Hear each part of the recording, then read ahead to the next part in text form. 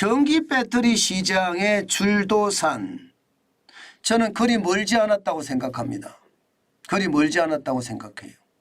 여러분도 알다시피 SK가 서산공장 증설을 취소했잖아요.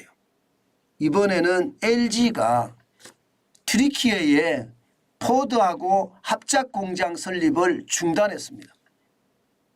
지금까지 말입니다. 2026년까지 25기가와트시를 생산하는 공장을 만들겠다 이렇게 예상을 했는데 이거 취소한 거예요.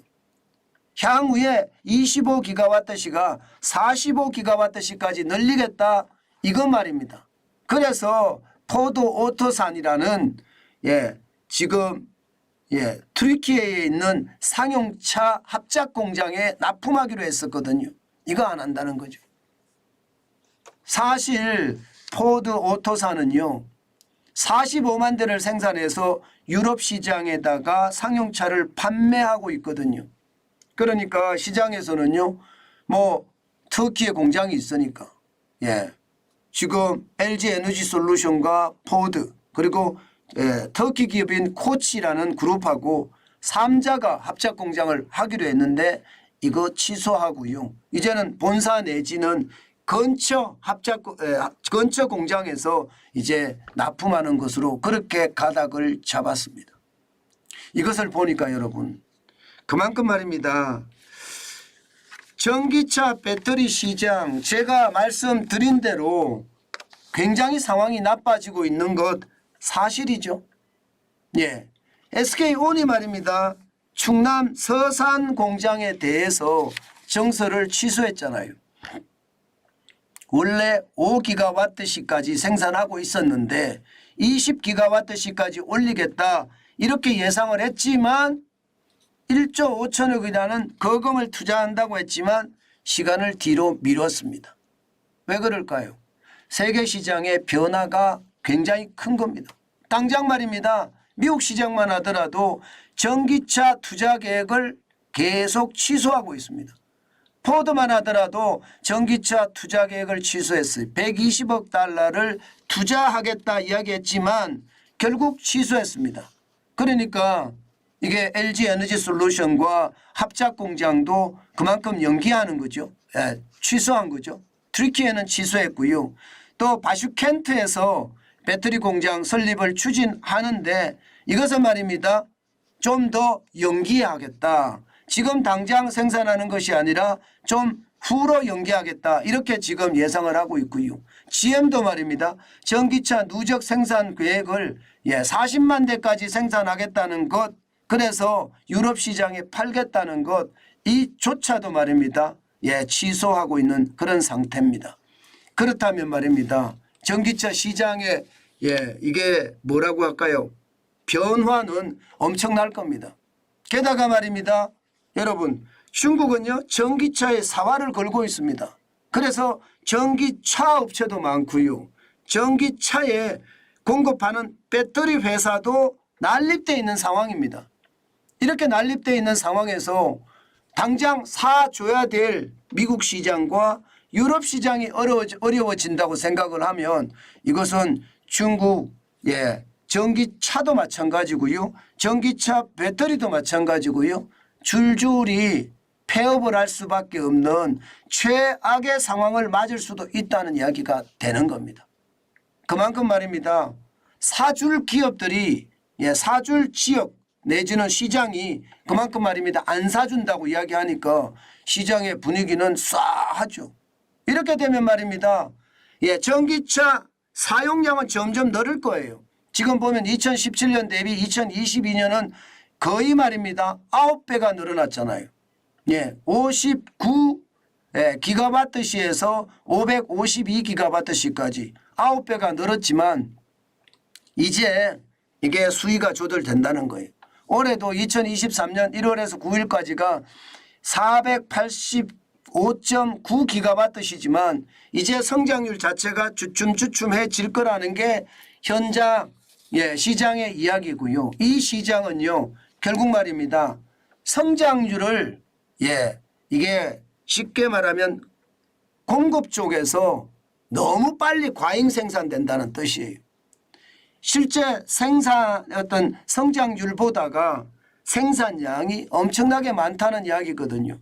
지금 분석하는 것을 보면 중국 배터리 생산 능력은 1448기가와트인데 지금 사용한 수요 예측은요. 2000올해 기준입니다. 636기가와트입니다. 43.9%밖에 안 됩니다. 이렇게 되면 말입니다. 전기차 배터리 업체 진짜로 줄도사 난다는 게 현실이 되겠죠. 생산은 엄청난데 사용액은 43.9%니까 그만큼 난리 난다는 생각이 들죠. 앞으로는 더 심할 거예요. 앞으로는 결국은 말입니다. 이게 규모의 경제가 아마 무너지고요. 중국의 저가 배터리 업체들 줄줄이 망하면서 안 망하려고 발부동 치면서 한국으로 몰려올 겁니다. 왜냐고요? 우리가 미국 시장이나 유럽 시장하고 자유무역 협정을 맺었기 때문에 중국 기업들은 살려고 대한민국으로 올 겁니다. 이때 우리는 어떻게 해야 될 것인가 진짜 고민을 많이 해야 될 거예요. 자칫 잘못하면요. 우리 기업들마저도 흔들리는 그런 사태가 벌어질 수 있거든요. 기본적으로 공급이 과잉이기 때문에.